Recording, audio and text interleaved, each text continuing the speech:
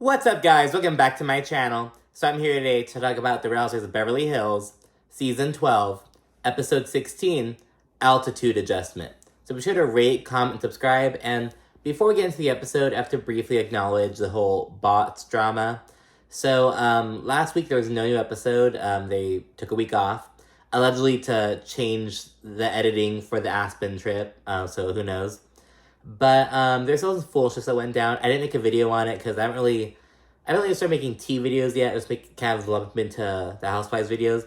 I should make a separate video on it because it's kind of old now. But basically, long story short, there's long been speculation that Diana Jenkins has had people been thinking that she has been buying bots to go be on social media, the generic using the same phrases just kind of to support her and kind of spew negativity towards others, like the enemies on the show, that kind of thing. People have been long alleging that for the past couple weeks online. They're like, oh, and she has bots, whatever.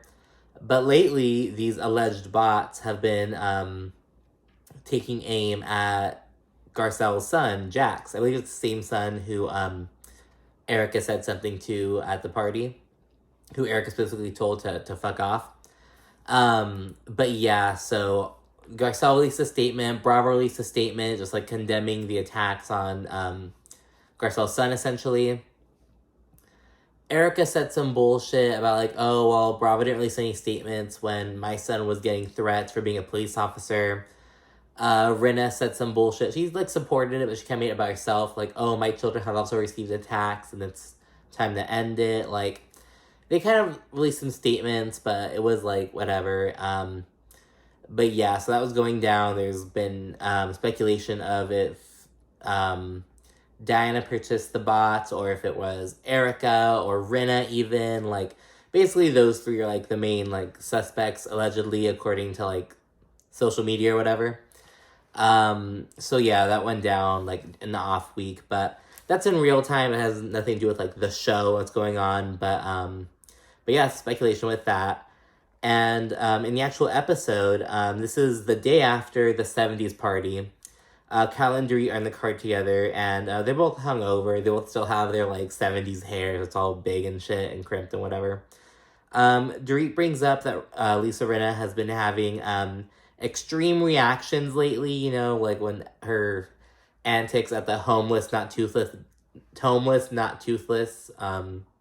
gala, where she was let me know and I'll let it the fuck go, just yelling, making a scene. She was kind of seen at another event.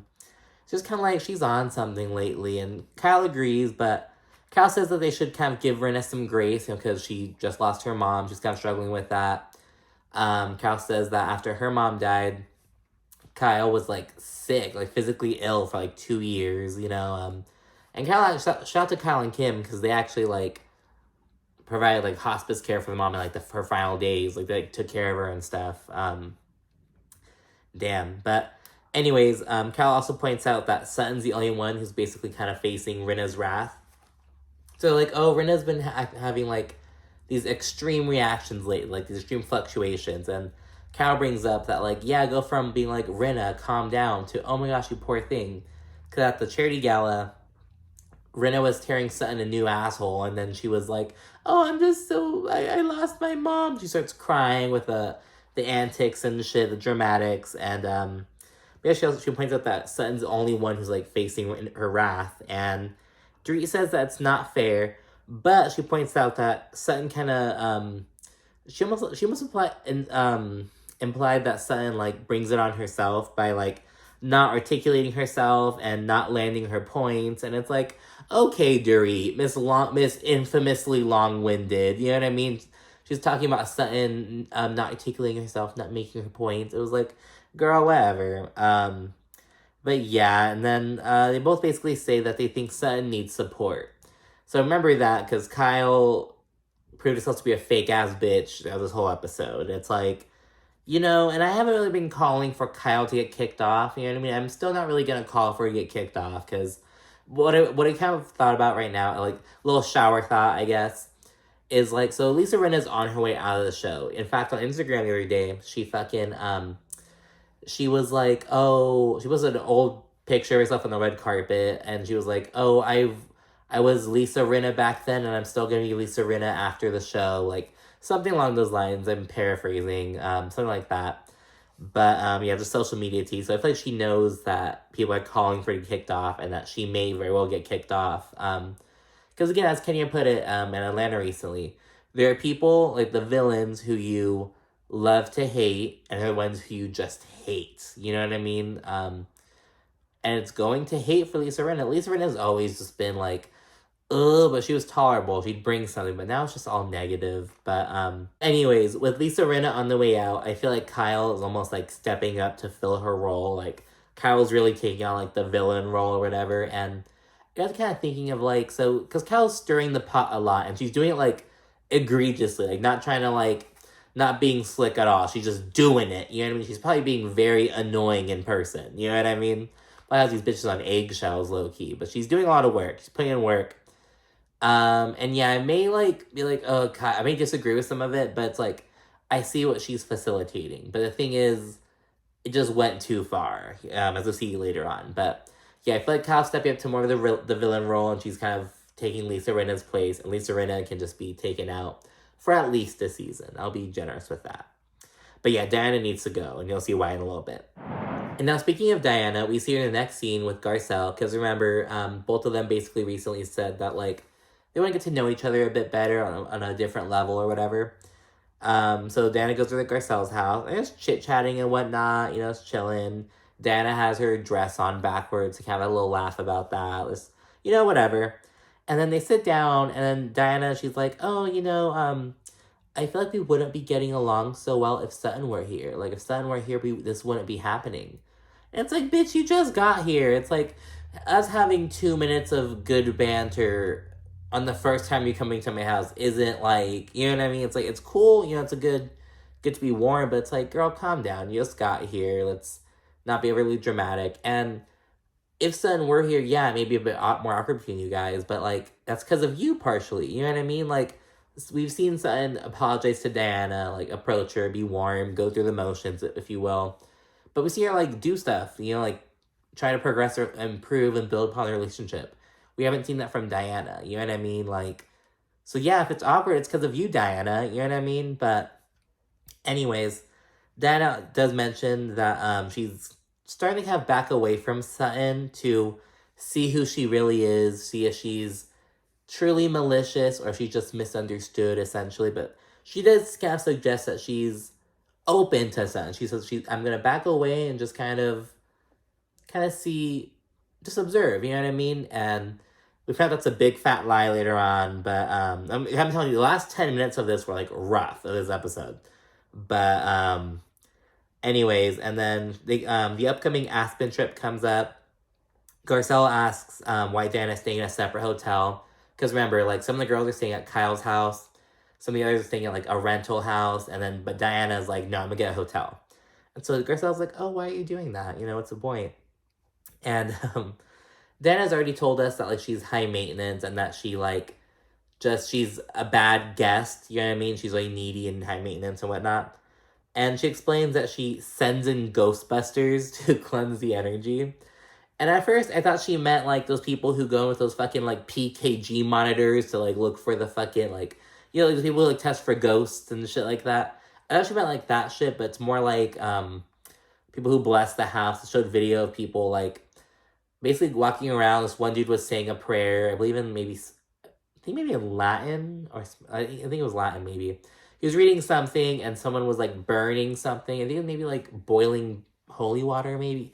He had a pot, and it was, like, burning something. It wasn't, like, sage. It wasn't like that. It was, like, a pot with something.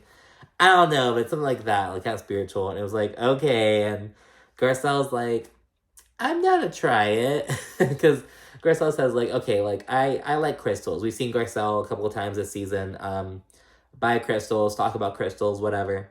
And she's like, do I think it's weird that Diana does this cleansing shit before she goes to, like, a hotel? Yes. Am I interested in trying it?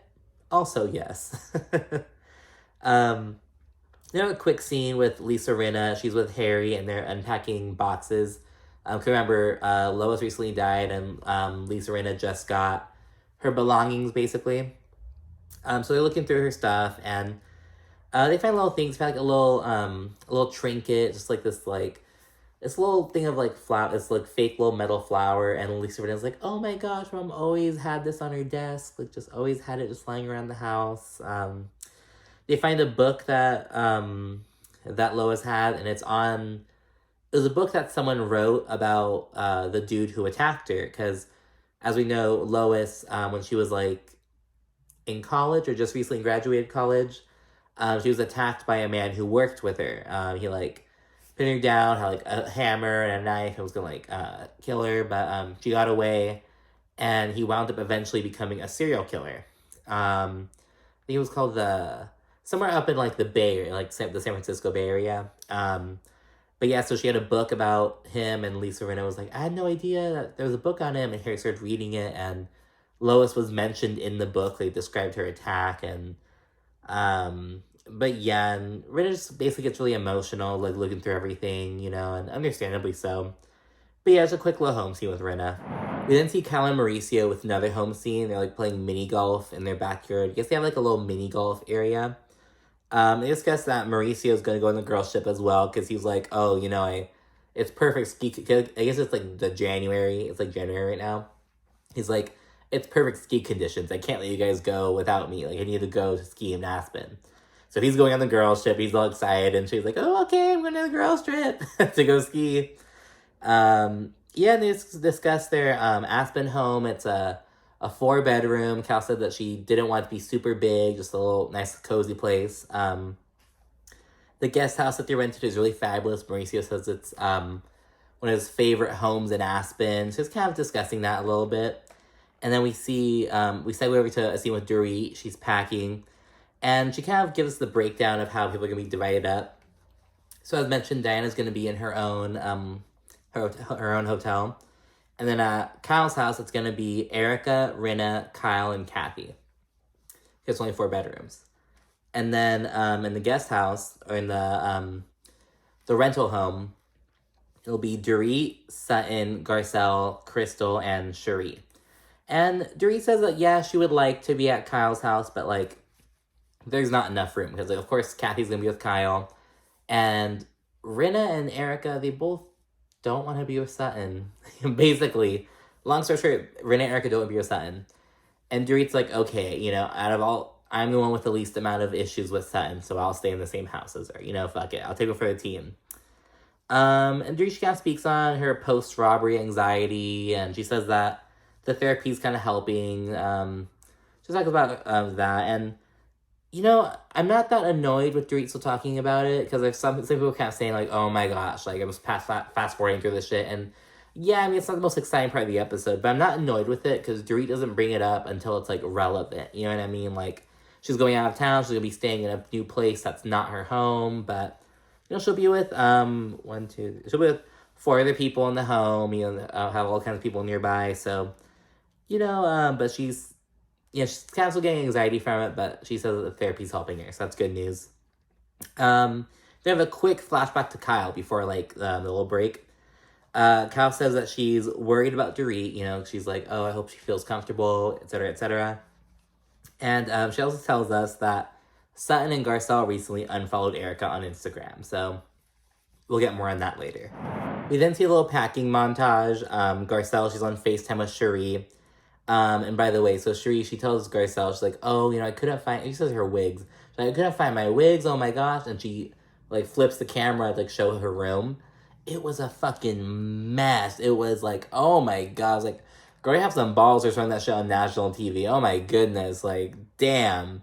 But yeah, it was a mess. Like, a tornado. It's like, fuck. It's like coming back from a vacation to all that mess. Oh my goodness. Probably have someone else clean it, but it was like, oh fuck. It was bad. But anyways, Garcelle says that she's pissed at Erika, because remember recently Erika said, like, oh, I feel like Erika basically accused her of being disingenuous and, like, not being genuine in her concern for Erika, trying to make her look bad. They just had that moment recently. So Garcelle's pissed at Erika, and she says she wants nothing to do with her, and she's just done with her bullshit. I don't want anything to do with her. I don't want to talk to her. I don't want anything to do with her. She could be on fire, and I've got no water to throw on her. We got at least spit on her. And now to the next day, the day before the Aspen trip, we see Garcelle on another FaceTime call with Crystal. They're discussing the recent news about Erika's $750,000 earrings. Because a TMZ article recently came out at this time, and I guess it was early January, about how Erika, she had these expensive-ass earrings that were purchased by Tom Girardi and his company and his alleged misappropriated funds from his victims or whatever. It basically purchased with the victim settlement money that they were owed. And she was refusing to give them up or whatever. It was like when that article came out.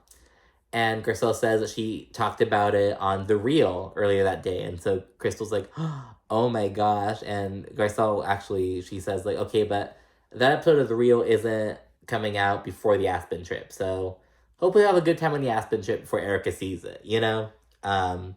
She's probably gonna catch wind of it during the Aspen trip. But anyways, so yeah, she's saying that, and it's like, oh my goodness. It's funny how Garcelle's jobs are crossing over, you know? And Crystal says she thinks that Erika should have to give the earrings back. She's like, I think she should give them back, you know, like, she can't keep them, like, $750,000, like, that can pay for a lot of victims' settlement money, you know, what they're owed. But yeah, so because they're paid for by Tom's company, Erika should give them back. That's what Crystal thinks. But yeah, but then we fast forward to the next day, the day of the Aspen trip. Everyone's on the plane, just kind of huddled onto there, nothing too noteworthy. They land, check out the houses. The rental's fabulous, and Carol's home's really cute. And but yeah, it's like really cool vibes. Kyle and Erika, they're taking down the Christmas lights because Kyle's like, the Christmas lights are still up and they have to take them down. It's not that bad. It's early January, but she's like, no, they have to come down. So she's taking them down and shit. Kathy arrived. She flew in from New York, and Kyle, like, fucking Monique shames Kathy because Kathy, like, she arrives in these slippers, like these old little ratty slip-on slippers, and Kyle's like, you went to the airport like that? Oh my goodness, like, what are people gonna say about you if they recognize you? And it was reminding me of Monique, because, like, the whole bonnet thing last year, it's like, let's be comfy at the airport, like, fuck. But yeah, it was funny. And notably, because Kathy's room, because Kyle, there's one bedroom where she has these bunk beds, these 4 bunk beds, I guess for like the 4 daughters or whatever, but the beds are really comfy, and she asked Kathy if she's cool with the bunk beds, and Kathy's like, yeah, I'm fine with it. And you know damn well that any other housewife would, like, throw a fit out of, like, I don't want to sleep on a bunk bed, blah, blah, blah. And it's like, Kathy Hilton is by far the richest out of all you bitches, except maybe, no, she's richer than Diana. She has to be richer than Diana. At least, you know. But yeah, so that's what they're feeling. So I was like, yeah, take note, Kathy. She's down for that. So everyone else, yeah. We then see everyone linking up at Kyle's house for a little barbecue. Kathy, she's asking 20 questions about everything. And at one point, she asked Kyle, she's like, Kyle, which steak should I take? And Kyle, she's like, do you think I give 2 shits about what steak you get? It was related. It was just so funny, to be honest. And after dinner, Rinna, she brings out a Ouija board. She's like, look what I found in my room. I'm like, Kyle, why the fuck do you have a Ouija board in your house? Like, so Rinna brings it out, and Cherie, Kathy, and Garcelle are all not with it. They're like, nope, nope, I will not be touching that. I want no part of that. Nope. Like, ladies ask some bullshit questions, kind of have fun or whatever. And then Kyle proceeds to ask the Ouija board or the spirits or whatever. She's like, why did Garcelle unfollow Erika on Instagram? And it's like, oh. Again, it's like, Kyle, really? It's day 1 of Aspen. Are you kidding me? Like, wait, ugh. But I get it, you know what I mean?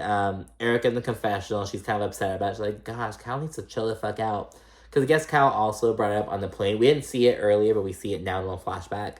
Kyle brought it up on the plane as well. She brought it up to Sutton, I believe. She's like, why'd you unfollow Erika? And Sutton was like, oh, it was a joke. It's not that serious. It was just a joke. So Kyle was bringing it up a lot. And Garcelle, she jumps in. She says, oh, I unfollowed Erika because she called me a liar. You know, it was simple. She says, I was upset, so I did something about it. And yeah, and then this kind of go a little back and forth. Garcelle keeps talking about how she's upset, she's called a liar, and that her integrity is called into question about why she was, shit like that. And then Kathy jumps in, she's like, I cannot stand being called a liar. She's like, there are 3 things for me. Liar, thief, and pedophile. And everyone's like, huh? Like, what? And Erika's like, I've been called 2 of those things, but not the 3rd thing. It was just so funny. It was because it's so random. Can I just say one thing? Look, to call somebody a liar, I hate that word. Deal. I have 3 things: a liar, a thief, and a pedophile. To me. What? Well, I've been called 2 out of the 3. I don't know about the other one. Call me whatever. I'm just saying those are really 3 things. Like liar and thief, I totally get it. Pedophile? I mean, it's pretty extreme. I don't like to be called a pedophile. I don't like anyone to be called a pedophile. But yeah, anyways, then get back to talking about like the Erika versus Garcelle stuff. They agreed to like no longer be friends. They basically decided to end their friendship. They're like, we don't have to be friends. It's fine, you know, whatever. And then Kyle proceeds to also bring up, she's like, okay, well, why did you guys both do it like as a joke? Like, Kyle brings up, okay, Garcelle, I get why you unfollowed me and Dorit after the reunion, but why is it that you and Sutton are doing this as a joke to Erika? That's what Kyle basically saying. And it's like, it's not that serious, Kyle. Calm down. Dorit calls Kyle in the confessional. She's like, Kyle's being kind of frivolous, and she's being just a pot stirrer right now, just trying to, just unnecessarily. And Kathy, she echoes that it's unimportant. She's like, no one cares, you know what I mean? And to be fair, there we did see on the show, there's an article on, I think it was some Screen Rant, that Garcelle and Sutton had unfollowed Erika, and yada, yada, yada. This was before the season aired, so it's kind of like what to gear up for, what to expect for the season, like, they're gonna fall out. But yeah, so people do kind of care about it, but Kathy says that in the scheme of things, it's not important, it's Instagram, whatever. And Kyle gets upset. She, like, demands that Sutton elaborate on the reason, because she's like, oh, it wasn't just a joke. It can't be just a joke. There has to be an underlying reason. And she's really upset, to be honest. You're not that important. There's a reason you do it. Nobody's that important. It's not that it's important. It's the intention behind it is what I'm trying to say. In response to this whole bullshit, Sutton brings up that, like, okay, well, me unfollowing Erika is such a problem, but the fact that Erika called me a see you next Tuesday last year at the reunion, that was not even last year. The reunion was like 4 months ago. I didn't realize it was that close in time, but yeah, the reunion was only 4 months ago. But yeah, so Sutton's like, no one cared that she called me a C word, but this is such a problem. And Kyle's just like, oh, you know, don't play the victim right now. Don't play the victim. So it's like, Kyle, calm the fuck down, girl. And she gets frustrated, says that everyone's being fake. And Sutton, again, like Kathy, she's like, it's Instagram. It's just Instagram. But Kyle and Rinna, they're both like, it's not about the unfollow. Fuck Instagram. It's about the underlying feeling and intent behind it. Again, Sutton brings up that her unfollow was such an issue, but Erika calling her a C word isn't. Rinna, she responds by saying, well, why should we say something? Basically suggesting, like, well, we don't like you and we like her. Why should we say something? What's wrong with her calling you a C word? Why should we say something? And Diana jumps in, fucking already laughing at her own fucking joke, like a goon, like the fucking clown that she is. She jumps in, she's like, but because you are one, or like, but you are one. And it's just like, immediately Erika and Diana start busting out laughing. It's so forced, so just mean girl, like, ah ha ha ha ha, just like laughing about how Sutton's allegedly a C word. No one else is laughing. Lisa Rinna has her head down. I don't know if it's because she has a smirk, she's trying to hide her laugh, or it's because she might be able to, I think it's because she's hiding a smirk. But yeah, it's Erika and Diana just laughing, all boisterous and shit. I think they're so fucking hilarious. And Sutton's just sitting there, just upset, and she doesn't really say much this entire time. She just sits there, and it's just so sad. You can tell that she's like, because you know that feeling of like when you're trying to fight back tears, and you just like, if I say one word, if I even open my mouth, like, I am gonna just start crying. Like, you can just tell that, you can just read it all over Sutton's face that it was just really, it was actually disgusting to watch, to be honest. It was, like, really fucking bad. Diana goes on to say that she dislikes Sutton because she's slithery. And it's like, Dan, you have some fucking balls to call Sutton Stracke slithery with the allegations against you. You know what I mean? It's like, and that bitch, she also fucking recently sent out cease and desists to all these people, like, oh, because they're talking about these allegations. And it's like, oh my goodness. And it's like, yeah, there are always allegations. They're coming up on Dubai, too. Allegedly, Stanberry has some similar allegations against her, but they're really bad against Diana. If you know, you know. I'm not going to talk about it right now, because just in case. But yeah, so she says that Sutton's slithery. Diana pleads a question if Sutton really has feelings. And she just keeps dragging her. She's at Sutton, that she questioned her about while she was bleeding, recovering from a miscarriage. And Diana gets so riled up. You can really tell she thought she was fucking doing something. I don't know, in her head, she probably thought she was gonna be like the hero. People were gonna be like, yes, Diana came on the show and she told Sutton off. She showed Sutton what. And it's like, no, you're coming on the show and looking like a fucking bitch. You know what I mean? It's like, girl, calm the fuck down. And she really thought she did something. It's like, fuck. And then as Diana's turning up, Kyle, she suddenly acts all sweet. She because Sutton's sitting down, just sitting there, fighting back tears, trying to keep her composure. And Kyle, she's standing next to her. She, crouches down. She's like, I don't want you to feel like you can't, you can't defend yourself. I want you to feel... It's like, Kyle, stop. And it's like, she's trying to make it sound like she cares about Sutton, but she's really just trying to, keep the drama going. She's trying to play producer. She's like, okay, Sutton, Diana's speaking. It's your turn to respond. And then it's just so fucking fake. It's like, girl, fuck you. And, it's like, and it's just bad. Kyle left a sour taste in my mouth. Again, I'm not gonna call for Kyle to get kicked off or anything, but it's like, girl, she's joining the dark side. You know what I mean?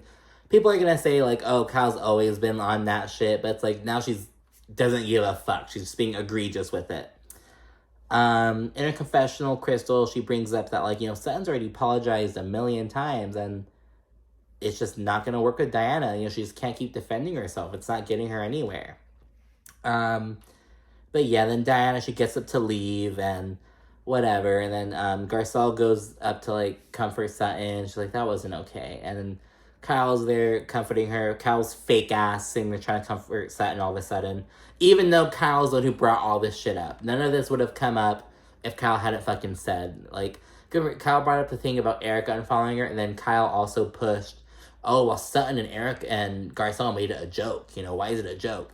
So it's like, she just took it too far. You know what I mean? Her just leaving it at Garcelle and Erika could have been good enough. You know what I mean? That gives us something, but just went too far.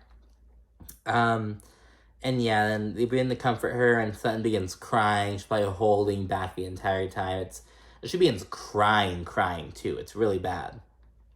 But in the confessional, although Kyle's comforting Sutton, Kyle reveals that she's basically Team Diana, because Kyle says, oh, it wasn't intentional, and while some may say that she was being mean, I can respect Diana for being honest. Because Kyle's whole thing is allegedly honesty. It's like, well, Kyle, are you going to be honest about the fact that you fucking hate Sutton? You know what I mean? It's like, are you going to be honest about the fact that you are allegedly a bad sister? You know what I mean? It's like, when are you going to start being honest, Kyle Richards? But yeah, and then as Sutton cries, she repeatedly says, oh, I'm not being dramatic. I'm just done. And she's crying. And it's really sad. You can tell that these bitches are making her so self-conscious about, having her fucking feelings. Because she knows that they're going to be like, oh, Sutton, you're overreacting. You're being dramatic. But Sutton, she's breaking down, bawling her eyes out. And she's like, I'm not being dramatic. Just preemptively trying to, shut that down. And it was really bad. And that's where the episode ends. So yeah, the last 10 minutes were really fucking bad, to be honest. But yeah, so that's the episode. So be sure to let me know what you think in the comments. And while you're there, be sure to also rate and subscribe. Whew. But yeah, so see you again soon. Stay tuned for more, and thanks again for watching. Bye.